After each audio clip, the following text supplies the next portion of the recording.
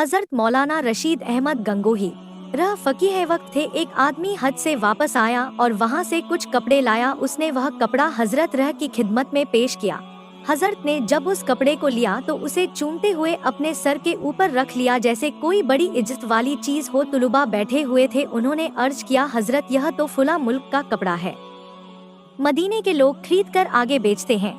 फरमाया, तस्लीम करता हूँ कि यह मदीने का बना हुआ नहीं है, मगर मैं तो इसलिए इसकी इज्जत करता हूँ कि उसे मदीने की हवा लगी हुई है। सुभान अल्लाह। एक दफा एक आदमी हज से वापस आया और उसने 3 खजूरें हजरत मौलाना रशीद अहमद गंगोही रह की खिदमत में भेजी। आपको जब मिली तो अपनी हथेली पर वे खजूरें ऐसे रखी जैस दुनिया की सारी दौलत आपकी हथेली में सिमट आई हो। आपने एक शागिर्द को बुलाया और फरमाया कि हमारे जो करीबी मिलने जुलने वाले हैं, जरा उनकी फहरिस्त तैयार कर देना। उसने फहरिस्त बनाई तो 50 से ज्यादा नाम हुए। फरमाया, इन तीनों खजूरों के इन नामों के बराबर हिस्से कर दो। इसलिए उतने हिस्से किए गए, छोटे छोटे हिस्से बने। फरमाया कि एक एक हिस्सा मेरे एक एक दोस्त को दे दो। ऐसा मालूम होता था कि जैसे कि हीरे और मोती आपके हाथ लग गए हैं, जो अपने दोस्तों को पेश कर रहे हैं।